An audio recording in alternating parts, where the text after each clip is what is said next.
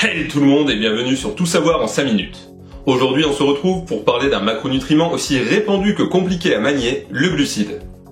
Mieux connu sous le nom de sucre, il nous vient du grec glucus qui veut dire sucré et constitue le facteur déterminant de l'alimentation sportive.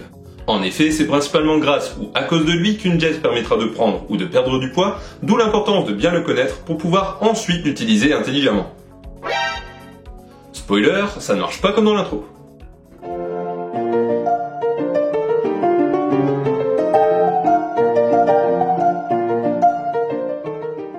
Si on s'imagine que le corps est un chantier dont les protéines sont les briques, les glucides sont quant à eux les ouvriers puisqu'ils permettent de mettre la machine en route.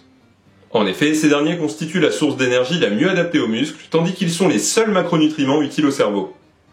C'est déjà pas mal, et pourtant leur fonction ne s'arrête pas là puisqu'ils rentrent également dans la composition de certains tissus de l'organisme comme le cartilage, les acides nucléiques ou encore le mucus. D'un point de vue hormonal, ils sont là encore très importants chez le sportif puisqu'ils permettent d'accroître et de conserver la masse musculaire par le biais de deux mécanismes complémentaires. Non seulement ils assurent une production accrue de testostérone, et donc une augmentation de la masse musculaire, mais ils provoquent également une diminution du cortisol, hormone catabolique particulièrement dangereuse pour les sportifs. Enfin, les glucides ont un rôle de réserve énergétique puisqu'après avoir été apportés par l'alimentation et dégradés en glucose, ils seront répartis dans l'organisme où ils se stockeront entre autres dans les muscles sous forme de glycogène. Ce dernier constituera la principale source d'énergie du corps lors d'un effort, et c'est pour ça qu'au régime on a l'impression de fondre alors qu'avec un tout petit peu de sucre, tout revient à la normale. C'est donc une molécule indispensable à l'homme et paradoxalement elle n'est pas essentielle puisque le corps est capable de la synthétiser à partir de graisse. Ou de muscles.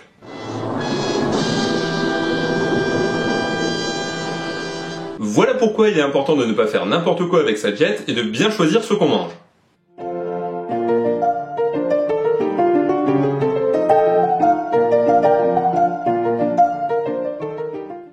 Quand les glucides sont digérés, ils provoquent un pic de glycémie, c'est-à-dire une hausse du taux de glucose dans le sang, lequel sera plus ou moins important selon l'index glycémique de l'aliment.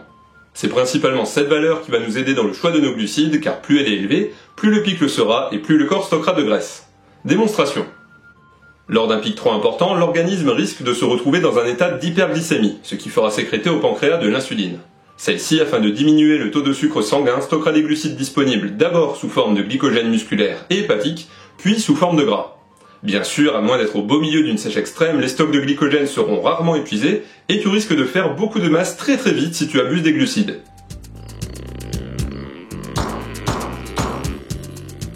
Et encore, ça c'est pas trop grave vu les nombreux effets secondaires entraînés par des hyperglycémies à répétition. Détérioration du système nerveux, de la circulation sanguine, insulinorésistance ou encore diabète.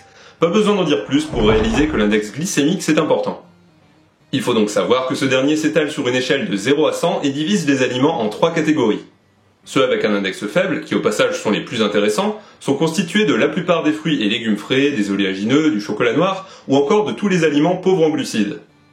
Les aliments à index modéré comprennent quant à eux certains fruits comme les bananes ou les kiwis, mais aussi des céréales telles que l'avoine, les pâtes ou le riz complet. Enfin, les aliments à index élevé sont malheureusement ceux que l'on retrouve le plus souvent dans l'alimentation moderne.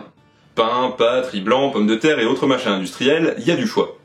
Tellement de choix que parmi eux on retrouve même certains aliments plutôt healthy qu'il faudra donc consommer avec modération, comme les patates douces, les fruits secs et les glucides à assimilation rapide pour sportifs.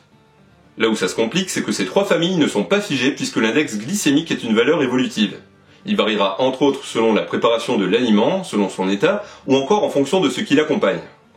Concernant ce dernier point, les fibres et les lipides ont la particularité de ralentir la digestion, et donc l'index glycémique. Du coup, si tu veux manger des nouilles, évite de les faire trop cuire, mange de l'herbe avec, et n'oublie pas de mettre un peu d'huile.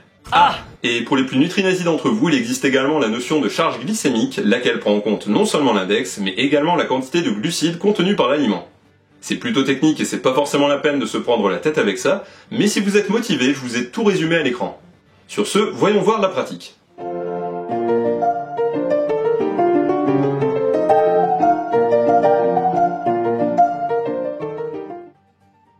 Contrairement aux protéines et aux lipides, pour lesquels les besoins du corps sont plus ou moins chiffrables, le cas des glucides dépend vraiment de chacun. Leur principale utilité dans une diète est d'être la variable d'ajustement qui permettra d'entrer en surplus ou en déficit calorique. Du coup c'est simple, pour sécher on les diminue et pour prendre du poids on les augmente. En faisant toujours attention à ne pas aller dans les excès, sinon c'est maigreur ou obésité. Au choix. Pour bien faire les choses, il faudra essayer de les étaler au maximum dans la journée afin d'éviter de trop faire grimper la glycémie d'un coup. Et du côté de l'ordre d'importance des repas, on donnera la priorité aux glucides lors du petit déjeuner, puisque le corps sort d'un jeûne nocturne assez long, mais également aux repas qui entourent l'entraînement afin de recharger les batteries. A noter qu'il est assez intéressant de prendre des glucides à index glycémique élevé pendant l'effort, et ce pour deux raisons. D'abord pour empêcher la production de cortisol consécutive à une hypoglycémie, mais également pour réduire l'utilisation du glycogène musculaire et donc pour s'assurer une meilleure récupération.